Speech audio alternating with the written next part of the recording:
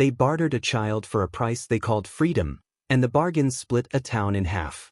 Hit like and subscribe now. This is the kind of story that keeps its knives sharp long after the credits roll. On the sun-scorched plain outside the town of Blackwater in 1879, wheat fields met sky in a flat line that lied about the storms beneath. The Blakemore Ranch sat weather-beaten at the map's edge, a cluster of dark wood, a windmill that ground slow and stubborn, and a man who kept his grief folded like a coat. Ephraim Blakemore, once a rough-handed promise-keeper, had become a bargainer with the world. Barter for feed, barter for peace, barter to keep the past buried. His daughter, Ruth, was a quick laugh with coal-dust fingers and a stubborn chin. When drought and debt came, the town weighed her like a ledger entry. The stranger who arrived in a storm, a man in a broker's coat and a voice too smooth for honest dust, offered Ephraim a ledger of deals: silver, protection, cattle, and a pact that cost a girl her name.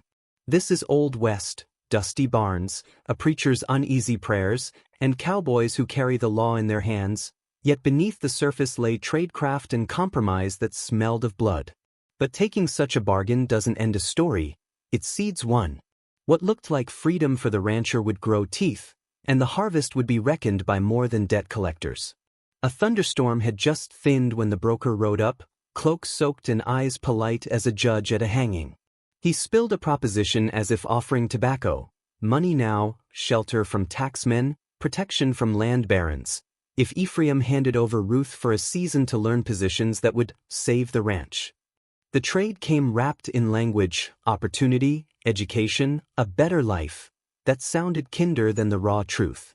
Ephraim looked at his daughter's mud-smudged face, then at the ledger's neat columns and saw a path out of hunger. Mercy and desperation can look the same under low light. He signed with hands that trembled. But bargains made with polished men seldom stay on paper. What followed would not either. The morning the wagon left, Ruth waved but did not look back, her eyes fixed on an impossible horizon like a bird that knows it must fly. Townsfolk chattered. Some said she'd be taught manners, others called it shameful commerce. Amos the preacher muttered about sin and providence. Ephraim worked the fields with a deadness in him, counting each minute as if it were a debt.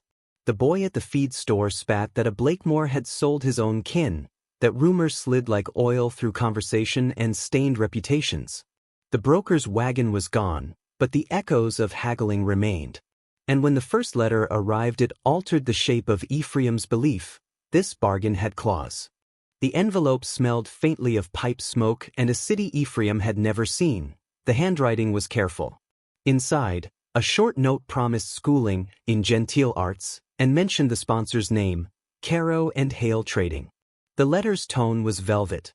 The price for Ruth's silence in the town ledger was listed as an investment in the ranch's future. Ephraim felt a flicker, relief, yes, but laced with a tightening that was the first sign of dread. He folded the note like a confession and tucked it into his Bible. Still, something in his gut whispered that a ledger can hide a ledger, and that not all patrons are patrons in good faith. Weeks later, a woman arrived at the general store wearing city shoes and supped at Manners, Mrs. Caro, whose smile had the gloss of a polished coin. She came to thank Ephraim for his sacrifice, to assure that Ruth was safe and learning to stand in proper rooms. Her pleasantries polished over a steel core. She mentioned influential men and contracts, interests that touched the sheriff's friend and the judge's ledger. A new arrangement was suggested, quietly, that would benefit a circle of men whose shadows reached deep. Ephraim felt unsteady. What had been framed as rescue smelt now like capture. The man who promises protection can be the one most able to take what he wants. Rumors blossomed like tumbleweed: Ruth at a boarding school, Ruth apprenticed in a house of politeness, Ruth part of a match that would bring investors. Some neighbors blessed Ephraim for his prudence, others spat and turned their faces. Mercy, judged by pennies and presents, became the town's measurement of a man's worth. The preacher called for prayer and the women sewed, whispering of things they saw at the Caro estate. The gossip sharpened into accusation. Yet the law, if asked, shrugged with paperwork, contracts signed by respectable hands and witnesses who valued ledger more than girl. Months later, a boy from the city escaped to Blackwater with a torn collar and eyes wide with fear. He whispered of a hidden room full of ledgers and of women trained not in letters but in roles for men who bought influence. His tale named suppliers and a backchannel. Caro and Hale shipped not just goods, but people to be married, silenced, or placed where power needed a face. Ephraim's stomach turned like the millstone that cracked corn. He felt his bargain twist into a trap that lined other pockets. The rancher's name was in ink on ledgers that bound not just his child but others to a system of favors. With each new name the town's illusion of morality frayed. Ephraim tried to buy Rufus back the only way he knew, by turning profits, selling prime cattle, making deals that left him sleepless but solvent. When money failed and paper proved insufficient, he realized law would not help. Judges took bribes, deputies looked away, and men in better coats called their sin commerce. Rage burned into resolve. He gathered what friends he still had, an old ranch hand named Maeve, a drifter with a deck of unlucky cards, and Deputy Hollis who still had a conscience. They crafted a plan that was messy and human. Find the house, find Ruth, and pull truth into daylight. But truth, once exposed, can wound as many as it heals. At midnight the team crept into the city estate where Caro and Hale kept their girls. Not schoolrooms, but a parlor that held secrets under lace. Maeve worked the lock with hands that remembered soldiering. The drifter kept watch like a shadow that had learned to move silent. Inside, Ruth's voice was a whisper of wind through curtains. She had been taught manners but not allowed to speak her name. Ephraim found her behind a pressed muslin screen, older by fear, but still the same jawline. The reunion was quick and bittersweet. She would go, but they needed proof, evidence to clear the stain on his name and the names of others hoodwinked into silence. They left with a ledger and a promise to return. They fled by River Road, moon cutting silver on water as wagons creaked under haste. The broker's men trailed with the persistence of debt collectors. Moonlight flashed on gun barrels and hat brims. A crossfire of choices erupted. Ephraim's wagon overturned. Maeve took a bullet and grit became sacrifice. Ruth slid free and ran, feet swallowing mud. She stumbled but kept going toward a horizon she thought she'd lost. The ledger burned in a lantern's panic and then survived, wrapped in a raincoat, ink smudged but telling. Every mile they gained became a page of reckoning. Victory promised, but at a cost. They reached Blackwater on a day the sky wore the color of iron. Ephraim stood with ledger in hand at the town square, wind tugging at the pages.